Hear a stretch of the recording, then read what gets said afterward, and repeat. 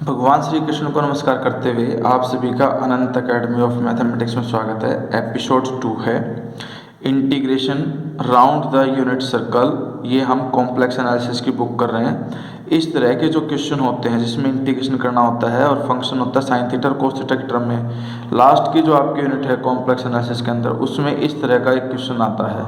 8 number में भी आता है और कई बार ऐसा होता है ए और बी दोनों पार्ट इसी तरह के क्वेश्चन होते हैं। तो ध्यान से देखना किस तरह से होगा ये।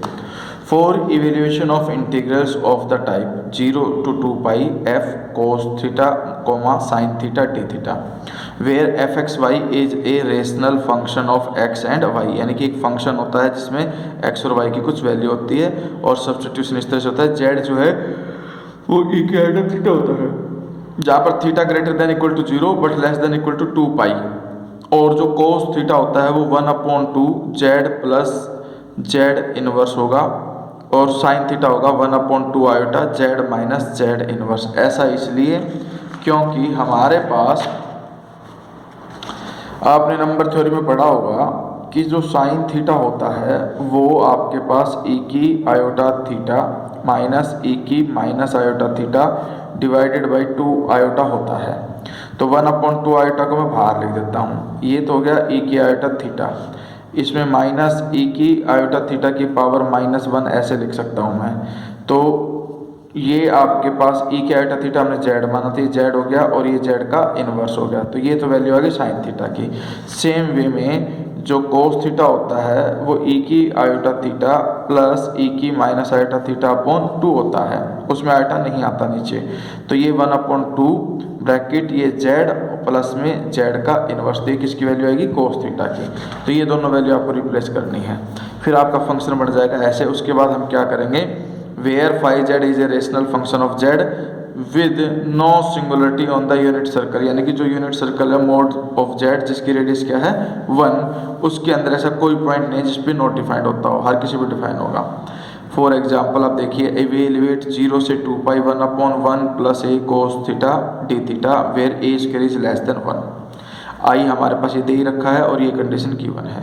यूनिट सर्कल आपको mod of z is equal to 1 दे रखा है। Mod of z is equal to 1 का मतलब ये है कि आपके पास ये कार्टेशियन प्लेन है, आपका ये सर्कल होगा जिसके अंदर रेडियस क्या होगी 1, तो ये पॉइंट 1,0 होगा, ठीक है। यानी कि एक्स एक्सिस पे भी जो है 1 और यहाँ पर 0,1 ये वाला पॉइंट, ठीक है। अब z होता है e की आयोटा थीटा डी जेड, यानी कि इसका डेरिवेटिव e की आयोटा थीटा इनटू में आयोटा थीटा का आयोटा और थीटा का डी थीटा, ये कंडीशन आ गई। e की आयोटा थीटा को z लिख सकता हूँ तो आयोटा z डी थीटा, और कोस थीटा को मैं z plus z inverse by 2 लिख सकता हूँ।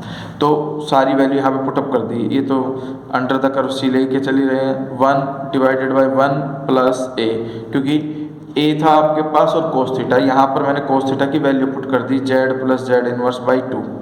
ये d और जो डी थीटा था उसकी वैल्यू पुटअप कर दिया हमने, डी थीटा की वैल्यू आ जाएगी D Z divided by iota Z, ठीक है, क्योंकि आयोटा जेड जो है वो उसके अपॉन में चला जाएगा। डी थीटा की वैल्यू लिख दो यहाँ पे D Z upon iota Z, फिर इसको मल्टीप्लाई कर दो, एलसीएम ले लो, तो आप देखोगे कि ये 1, अब आयोटा तो बाहर चला गया, इसका एलसीएम ले लिया 2 प्लस ए जेड प्लस ए जेड इनवर्स, फिर जो ये जेड था उससे मल्टीप्लाई करके ये क्वाड्रेटिक बन जाएगी आपके पास एलसीएम वगैरह लेकर के, ठीक है। और जो अपॉन में 2 आया था वो पलट करके यहाँ चला गया, ये रहा।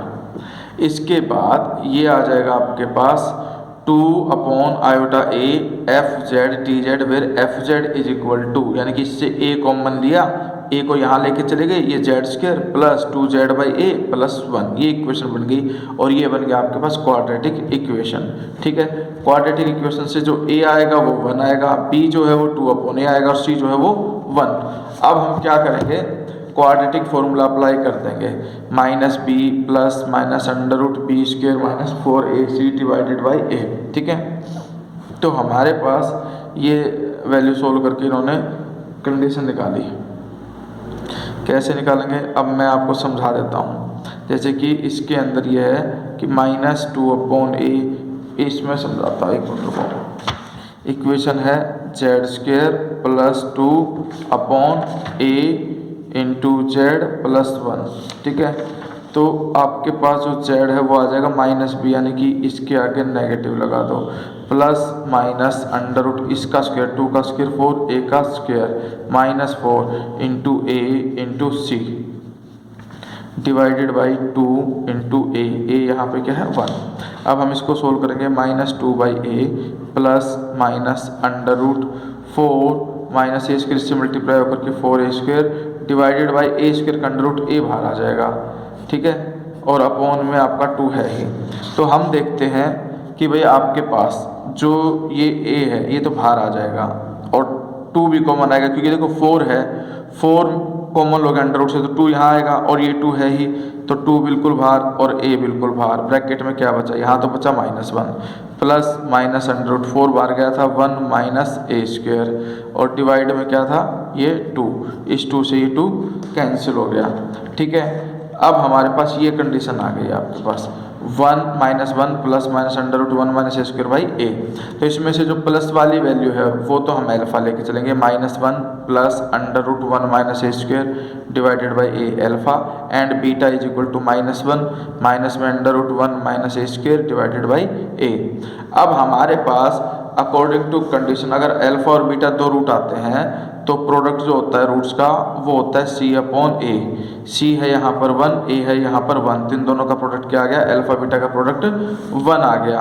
अब 1 आ गया तो इसमें हमारे पास जब मैं बीटा का मैग्नीट्यूड लूँगा नेगेटिव कॉमन बना के 1 में कोई पॉजिटिव क्वांटिटी ऐड हो रही है, इसलिए ये वैल्यू ग्रेटर देन 1 हो जाएगी और ये वैल्यू ग्रेटर देन 1 होने की वजह से जो a है अल्फा का मोड लेस देन 1 आएगा, क्योंकि जब कभी भी किन्हीं भी दो वैल्यू का प्रोडक्ट अगर 1 है तो अगर एक ग्रेटर देन 1 हो जाएगा तो दूसरा लेस देन 1 आएगा। और इसमें अच्छे से पता चल रहा है कि जो ये है बीटा वो आपका ग्रेटर देन 1 है, ठीक है, तो इसीलिए जो अल्फा का मैग्नीट्यूड होगा वो लेस देन 1 होगा।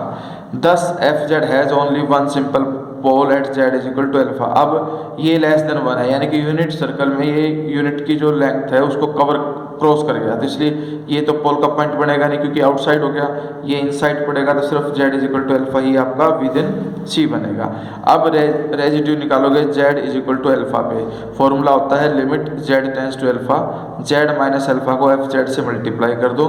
जो fz था आपके पास वो कैसे बना, ध्यान से दीजिए, हमारे पास जो क्वेश्चन था वो ये था f z is equal to 1 upon में z square plus 2 by a z plus 1। इसके दो रूट आ गए थे, एक आ गया था अल्फा और एक आ गया था बीटा, तो इस तरह से ये आ गया।